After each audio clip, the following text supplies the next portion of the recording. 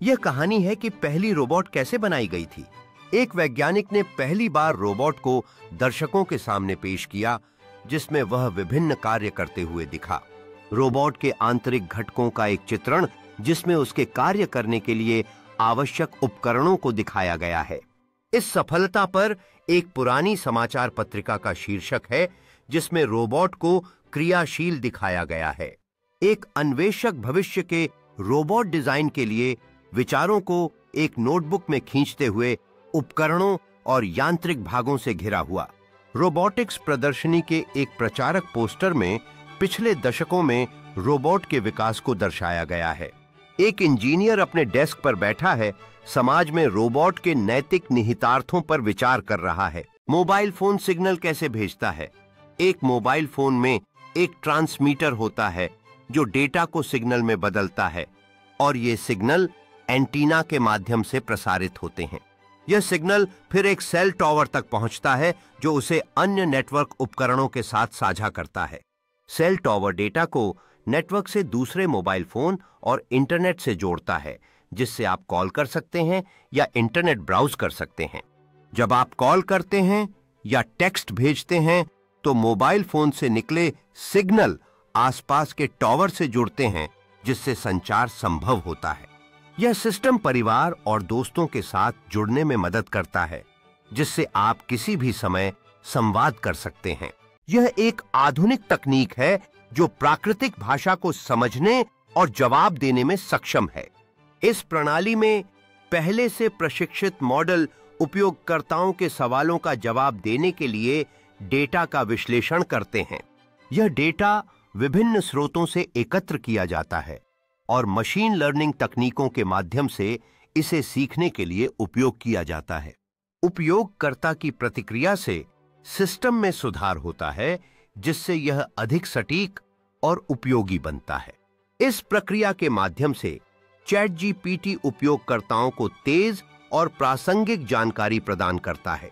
Chat GPT विभिन्न क्षेत्रों में उपयोगी है, जैसे ग्राहक सेवा, शिक्षा और रचनात्मक लेखन। ये एक जदीद टेक्नोलॉजी है जो कुदरती जुबान को समझने और जवाब देने की सलाहियत रखती है। इस निजाम में पहले से तरबियत याफ्ता मॉडल सार्फिन के सवालात का जवाब देने के लिए डेटा का तज्जिया करते हैं। ये डेटा मुख्तलिफ जराया से जमा किया जाता है और मशीन लर्निंग की तकनीकों के जरिए सीखने के लिए इस्तेमाल किया जाता है। सार्फिन की राय से सिस्टम में बेहतरी आती है, जिससे ये मजीद दरसत और कारआमद बन जाता है। इस अमल के जरिए चैट जीपीटी सार्फिन को तेज और मुताल्लिका मालूमात फ्राहम करता है। चैट जीपीटी मुख्तलिफ शाबों में मुफीद है, जैसे कि कस्टमर सर्विस, तालीम और तख्लीकी तहरीर। दुनिया का सबसे तेज तरीन कंप्यूटर कौन सा है? इस कंप्यूटर की सलाहियत उसे हैरत अंगेज डेटा प्रोसेसिंग की रफ्तार हासिल करने के काबिल बनाती है। ये कंप्यूटर अपनी जदीद तरीन टेक्नोलॉजी के साथ साइंसी तहकीक और पेचीदा मसाइल को हल करने में मदद करता है। उसकी तेज रफ्तारी और सलाहियत की बदौलत साइंसदान नई दरियाफ्तों को मुमकिन बना रहे हैं। दुनिया भर में कंप्यूटर टेक्नोलॉजी की दौड़ जारी है, जहां हर कोई उस शाबे में बेहतरीन बनाने की कोशिश कर रहा है।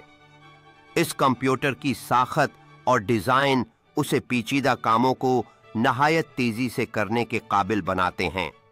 इसकी सलाहियतों ने तहकीक में नई राहें खोली हैं और यह हमारे इल्म के दायरे को विसात दे रहा है।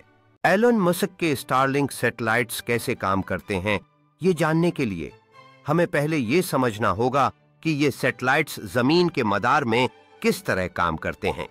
ये सैटेलाइट्स एक वसीया नेटवर्क बनाते हैं जो तेज रफ्तार इंटरनेट सर्विस फ्राहम करता है। ये सैटेलाइट्स दूर दराज इलाकों में भी इंटरनेट की सहूलत पहुंचाते हैं, जिससे हर कोई मालूमात और राबते के फवायद हासिल कर सकता है। इन सैटेलाइट्स का डिजाइन इस तरह बनाया गया है कि ये माहौल पर कम से कम असर डालते हुए तेज कनेक्टिविटी फ्राहम करें।